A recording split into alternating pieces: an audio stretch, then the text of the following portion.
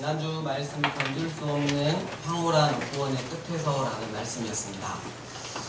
이 말씀 붙들고 추석 연휴 잘 보내셨는지요? 예수 그리스도 고난과 죽으심, 부활하시고 하늘에 오르심, 노아의 방주, 심판의 물을 지나 마른 땅인 아라렛산의 이름, 주님의 교회, 선을 행함으로 고난받는 것을 즐거워하며 육에 더러운 것을 벗어버림, 결국 선한 양심으로 하나님을 찾아가. 주님의 교회는 예수님이 누구신지, 그분이 세상에서 무엇을 하셨는지, 그리고 어디로 어떻게 가셨는지를 말씀을 통해 확인하고 예수님을 따라 이 땅을 지나가야 한다고 했습니다. 구원은 이동이라고 했습니다. 예수님의 여정인 최종 도착지인 하늘의 보좌에까지 이르러야 한다고. 이를 위해 주님의 교회인 우리는 예수 그리스도와 연합하여 죄된 내 자아를 십자가 위에서 죽이고 예수 생명으로 다시 사는 세례를 받는데, 그 세례는 죄와 죄에 대한 심판의 홍수를 피하여 살아있는 소망을 잃지 않고 새하늘과 새 땅을 찾아 나아가는 긴 여정 전체라고 했습니다. 그 어느 것과도 견줄 수 없는 황홀한 구원의 끝에서 우리 모두는 다음에 꼭 다시 만나자고 했습니다. 요한계시록 7장 10절 말씀 함께 암송하시겠습니다. 살아계신 하나님의 말씀 큰 소리로 외쳐 이르되 구원하심이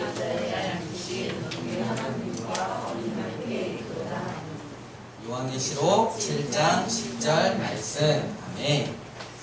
주님의 교회인 우리의 삶은 정확하게 3등분 되는 삶입니다. 예수님을 만나기 전까지의 삶, 예수님을 만난 후부터 다시 예수님을 만나는 그날까지의 기간, 그리고 다시 예수님을 만난 그 이후 새 하늘과 새 땅에서 그분과 함께하는 삶, 이렇게 3등분이 됩니다. 지금 베드로가 세상에 흩어진 교회에 대하여 전제하고 있는 부분도 이렇게 셋입니다. 교회에게 중요한 사건은 살아있는 소망을 만나기 전 허망한 삶을 살았던 기간, 그리고 그 살아있는 소망을 품고 살아가는 지금 이 기간, 그리고 마침내 그 소망의 실체를 만나는 그 이후의 기간입니다. 예수님이 그러니까 시간의 중심이십니다. 우리 인생도 예수님과의 만남을 기준으로 각 단계의 의미가 결정되고 그 기간의 의미도 결정됩니다. 하지만 대부분의 교인들이 이런 구분법을 마음에 두고 살아가고 있을까? 대부분은 자신의 삶을 3등분하는 것이 아니라 2등분하는 것 같습니다. 즉 예수님을 만나기 전과 만난 후 정도로 나누지 않습니까? 실제로 간증들을 살펴보면 주님을 만나기 전후의 극명한 차이를 말하긴 하지만 영원한 관점에서 주님을 다시 만나는 날을 기준으로 지금 내가 살아가는 날들을 남은 날들로 표현하는 것을 듣기는 쉽지 않습니다. 그만큼 살아있는 소망이 기준이 되는 신앙을 갖지 못하고 지극히 현세적이며 세상적이며 복받고 이 땅에서 잘되는 것을 신앙의 기준으로 삼기 쉽기 때문입니다. 믿음은 있지만 소망이 강렬하지 않는 신앙은 그래서 종종 목적과 방향을 잃고 현실에 몰입하여 갈 바를 알지 못하는 신앙으로 전락합니다. 베드로는 강력한 소망 중심의 신앙 패턴을 지금 제시합니다. 이미 3장 마지막 부분에서 베드로는 이 소망의 항구에 도달한 노아의 방주 같은 구원의 영광을 맛보게 해주었습니다. 하늘에 오르신 예수님의 영광과 권세, 그 속에서 거기에 결국 도달할 교회의 영광도 엿볼 수 있었습니다. 여행은 도착지를 위한 것입니다. 만일 이 땅에서의 신앙이 여행이며 교회는 그 영광스러운 목적지에 이르도록 길 가는 여행자라면 이 땅에서의 삶의 중심은 그 목적지 곧 하늘에 있는 것입니다. 그래서 베드로는 우리가 예수님을 믿고 아직 이 땅에 남아서 살아가는 날들을 육신 안에서 남은 시간들을 살아가는 것으로 표현합니다. 그리고 하늘에 이르는 황홀한 여행자들에게 그 남은 날들을 어떻게 살아야 하는지를 명확히 설명합니다. 1절부터 3절을 새롭게 읽어보겠습니다. 그러므로 그리스도께서 육적으로 고난을 받으셨으니 이와 같이 여러분도 똑같은 생각으로 무장하십시오. 왜냐하면 육적으로 고난을 받는 자가 죄로부터 안식을 누리기 때문입니다. 이는 육 안에서 사는 남은 날들을 사람의 정욕을 위해서가 아니라 하나님의 뜻을 좇아 살게 하기 위함입니다. 왜냐하면 여러분이 이방인들의 원하는 바를 좇아 외설과 탐욕, 술취함과 환락, 술잔치와 혐오스러운 우상숭배에 빠져 지냈던 것이 이미 지나간 때로 족하기 때문입니다. 먼저 1절에 그러므로 라는 것은 무슨 뜻일까요? 바로 전 말씀은 예수님께서 하늘에 오르셔서 하나님 보좌 우편에 앉으셨고 천사들과 권세들과 능력들을 복종시키셨다는 내용이었습니다. 그러므로 이제 4장 1절에서 예수님께서 육으로는 고난을 받으셨다는 말씀이 나오는 것은 십자가 고난 없이는 부활과 승천이 없다는 뜻이 됩니다. 예수님의 십자가는 하나님께서 나에게 오신 길이지만 동시에 내가 하나님께로 이르는 유일한 길이 되는 것입니다. 그분께서 십자가에서 죄에 대하여 고난을 당하고 죽으신 것처럼 나도 십자가에서 그분과 함께 죄에 대하여 죽고 의에 대하여 사는 고난을 지나야 부활과 승천의 영광에 이릅니다. 이 둘은 절대로 분리될 수가 없습니다. 이것이 복음입니다. 그래서 베드로는 그러므로 라는 표현을 쓴 것입니다. 고난의 십자가를 통과하지 않고서는 부활과 승천의 길을 가는 교회의 여행은 끝나지 않기 때문입니다. 그래서 십자가는 교차로입니다. 하나님께서 내게 오시고 내가 하나님께로 이르는 길이며 그 예수 그리스도 안에서 서로 만납니다. 거기는 고난의 자리입니다. 고난의 자리이기 때문에 부활의 자리이고 곧 영광의 자리가 됩니다. 베드로는 소망의 시각에서 영혼의 시각에서 이미 하늘에 이른 승리의 관점에서 현재 세상에서 남은 날들을 살아야 하는 주님의 교회인 우리의 고난을 바라봅니다. 때문에 우리도 이 땅에서 겪는 고난에 대하여 하늘에서부터 내려다보는 관점을 가져야 한다는 것이죠. 영광의 자리에서 이 고난을 바라보는 관점을 가져야 합니다. 이것이 베드로가 가르쳐주는 고난의 신학입니다. 그래서 베드로는 고난의 유익에 대해서 적극적으로 설명합니다. 예수님을 따라가는 교회는 그 영광에 이르는 관문에 고난이 있음을 알게 됩니다. 그러나 단지 관문일 뿐입니다. 뒤에 오는 영광이 그의 앞선 고난에 결정적인 의미를 부여합니다. 예수님께서도 이러한 생각으로 그의 고난을 감당하셨습니다. 이제 교회도 같은 예수님의 속의 생각으로 이 땅에서 남은 날들을 살아야 합니다. 마음에 그런 생각, 그런 뜻을 품어야 한다는 것이죠. 마음속의 생각에서부터 영광이 있구나. 이 영광에 이르려면 이 선한 양심으로 인한 고난도 지나가야 하는구나. 이 영광에 이를 소망으로 이 고난을 바라보아야 하는구나. 이 고난 바로 뒤에 영광을 기다리고 있구나. 이런 식으로 예수님께서 가지셨던 그런 생각을 품으라는 것입니다. 주님께서도 바로 그렇게 생각하셨습니다. 히브리서 12장 2절 보니까 믿음의 주요 또 온전하게 하시는 이인 예수를 바라보자. 그는 그 앞에 있는 기쁨을 위하여 십자가를 참으사 부끄러움을 개의치 아니하시더니 하나님 보좌 우편에 앉으셨느니라. 아멘. 예수님께서는 그 앞에 있는 즐거움을 바라보셨습니다. 교회는 그렇게 바라보신 예수님을 바라보아야 하는 것이죠. 고난은 그것이 끝난 후 오는 영광의 관점에서 바라볼 때 비로소 정확하게 볼 수 있는 거예요. 그래서 베드로는 처음부터 살아있는 소망의 위력을 전파한 것입니다. 영광의 관점에서 또 고난을 바라보는 또 다른 유익은 그 영광에 이르기 전 이 땅에서 남은 날들을 살아갈 때 죄와 상관없이 죄에게 시달림이 없이 죄로부터 안식을 누리며 살게 되는 자유와 기쁨입니다. 1절 끝부분 죄로부터 안식을 누린다의 표현은 이미 끝난 완료형입니다. 즉 예수님께서 단번에 십자가 고난을 받으신 사건을 근거로 우리가 세례를 통해 주님과 연합하여 참여함으로 그 결정적인 안식을 얻었으며 그 결과로 여전히 현재에도 지속적으로 그 쉼을 누린다는 의미입니다. 그런데 이 죄로부터의 안식은 육적으로 하면 고난과 함께 옵니다. 왜 그런가 하면 예수님께서 죄의 무게와 악의 공격을 모두 이기신 것은 십자가의 고난을 통해서였기 때문입니다. 그러므로 우리가 이 세상에서 남은 날들을 살아가는 동안 자신의 잘못된 정욕을 따라 살면서 죄로부터 자유하기를 원하거나 쉼과 평강을 누리기를 원하는 것은 정말 어리석은 일인 것입니다. 적극적으로 십자가의 고난, 곧 선을 행함으로 악에 대하여 불의한 대접도 참아내는 고난의 삶을 추구하지 않고 도리어 세상적인 복이나 갈구하면서 세상을 기웃거리는 마음으로는 결탄코 죄에서 쉼을 누리지 못하는 것입니다. 베드로는 지나간 때가 족하다는 표현을 합니다.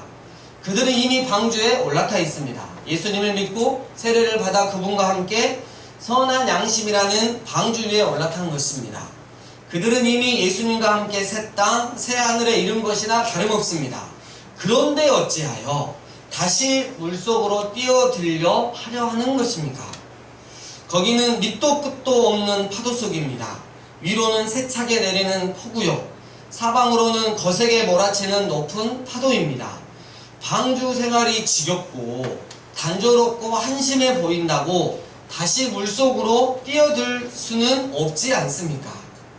그게 잠시 시원해 보일지는 몰라도, 그게 잠시 짜릿할지는 몰라도 그 죄악과 심판의 홍수에서부터 건져냄을 받았던 구원을 위태롭게 할 만큼 해볼 만한 가치 있는 일입니까?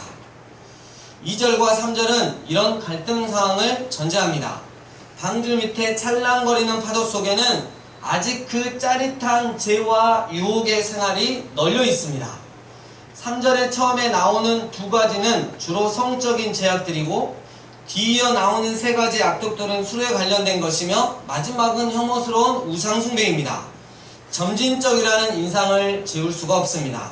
미혼 남녀의 성교, 변태 등 모든 비정상적인 성적 물라댕이, 음란한 욕구들을 절제 없이 탐닉하는 탐욕, 술 취향, 술은 물론이고 난잡한 성적 타락을 동반하는 술잔치, 마지막으로 이런 음란과 방탕한 술 문화는 경건하고 혐오스러운 우상숭배와 함께 간다는, 결국 절제 없이 성적 탐심을 불러일으키는 문화나 술을 권하는 사회는 하나님이 아닌 거대한 우상들, 즉 스타나 여신이라 불리는 연예인들이나 쾌락이나 돈이나 권력이나 헛된 명예를 숭배하는 세상 풍조와 함께 요동치는 거품이는 바다와 같은 것입니다.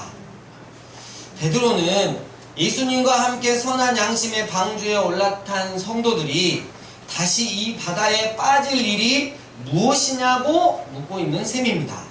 지나간 때가 족하지 않느냐는 것은 그 심판의 홍수 속에서 건진받은 일들을 생각해 보라는 거예요.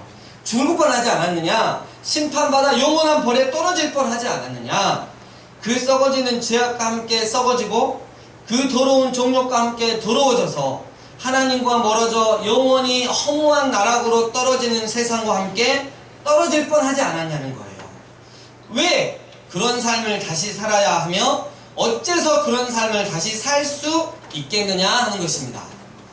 도리어 살아있는 소망을 붙들고 이미 죄와 악으로부터 안식을 누리게 하는 예수 그리스도 안에서 참된 안식과 자유를 누리며 앞에 보이는 새하늘과 새 땅을 향해 더욱더 힘차게 전진할 것을 격려하고 있는 것입니다. 새하늘과 새 땅이 영원한 하나님의 나라 천국이잖아요. 이 신천지가 새하늘과 새 땅 지금 이름 써가지고 신천지 이렇게 해가지고 못된 놈들이에요. 요한계시록에 나오는 영원한 하나님의 나라입니다. 그렇다면 세상 속에 있는 성도는 어찌하여 이런 불을 보듯 뻔한 죄의 홍수와 악의 파도 속으로 다시 뛰어들고자 할까요? 무엇이 그들로 그렇게 어리석은 일을 하게 하는 것일까요? 많은 이유들이 있을 수 있겠습니다.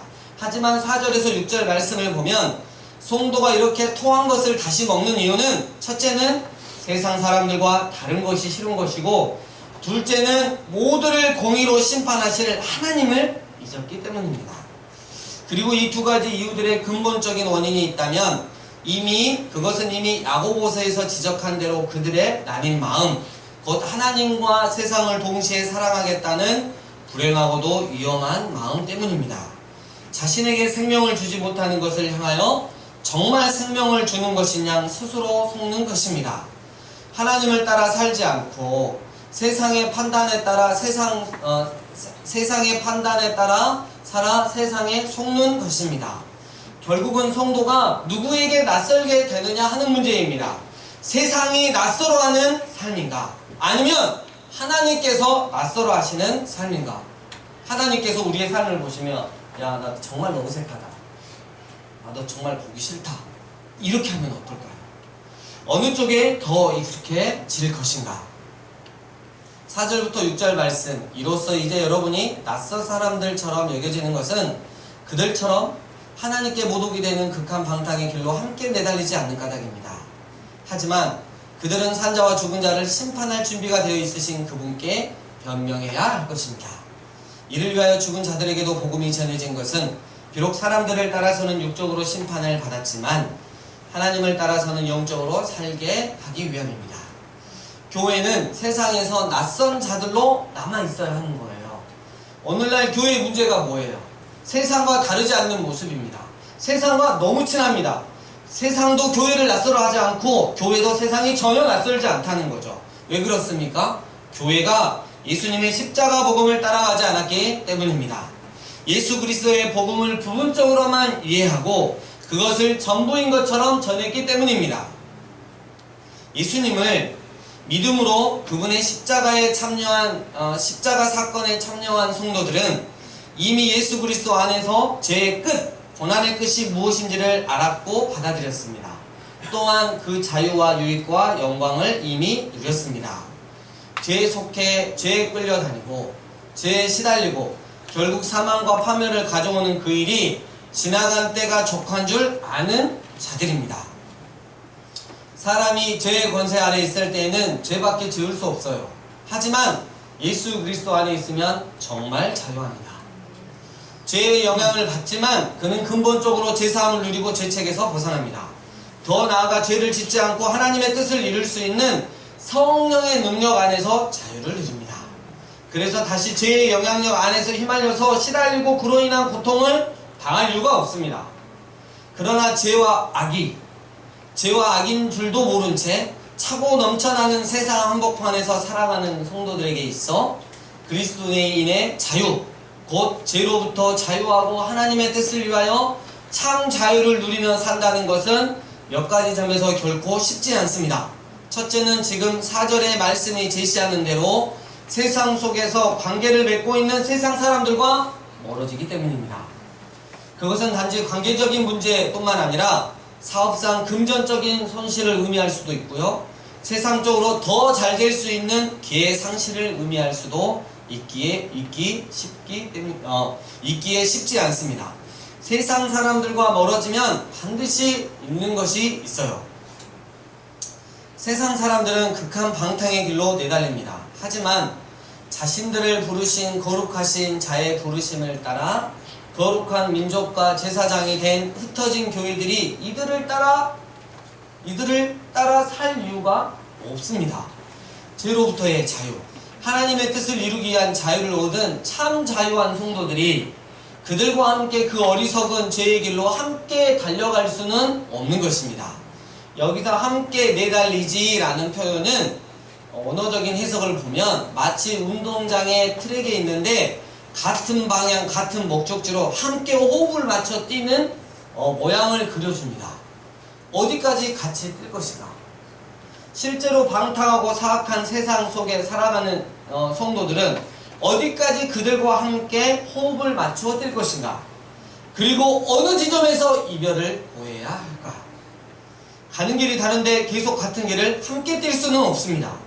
선택을 해야 하고 자신이 선택한 길에 대한 확실한 근거와 이유, 목적을 확신하고 있어야 합니다. 결단해야 합니다. 이것을 하지 않으면 우리는 완전히 이중적인 인간이 됩니다. 세상에서는 정말 세상 사람처럼 살고 교회에 들어와서는 거룩한 성도처럼 살려야 합니다. 우리의 신앙은 일상입니다. 피할 수 없는 일상을 예수님을 향한 내 믿음의 신앙을 따라 통과해야 할 것입니다. 우리의 결단을 도와줄 또 한 가지의 사실이 있습니다.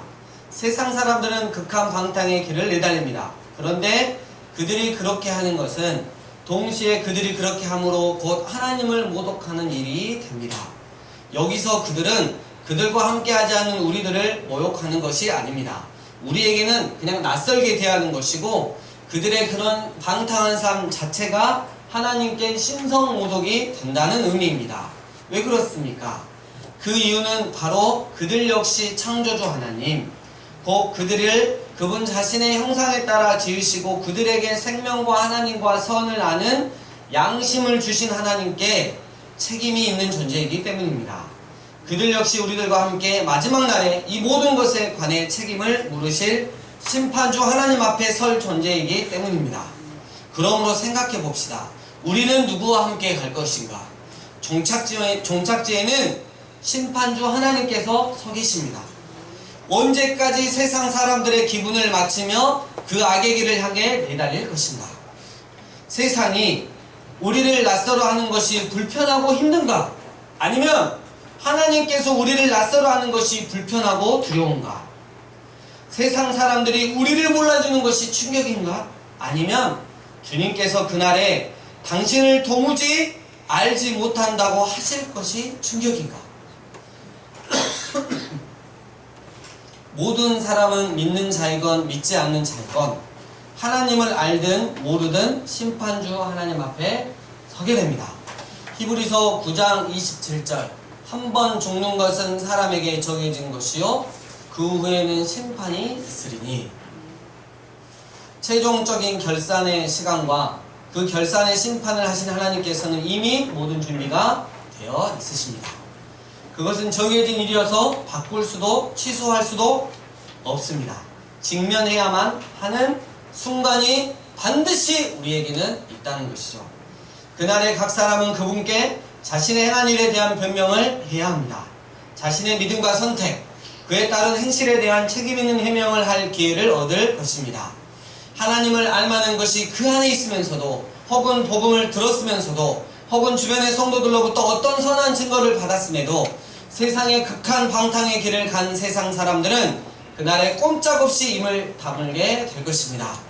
하나님을 거부하고 하나님께 모든 선한 것들을 받았음에도 하나님께 감사치도 영화롭게도 아니하고 도리어 그것을 남용하고 악하게 사용하고 썩고 더럽고 허망한 일에 낭비한 삶에 대한 책임을 지게 될 것입니다.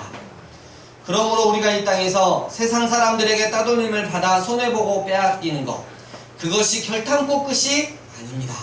심지어 살고 죽는 것도 결탄코 끝이 아닙니다. 인생의 실패와 성공 여부는 이 땅 여기서 지금 결정되지 않습니다. 지금은 아무도 확실히 알지 못합니다. 그날의 심판주 앞에서 서야 거기서 결정이 납니다. 누가 성공한 교인인가? 누가 성공한 다음 세대인가? 누가 어느 교회가 성공한 교회인가?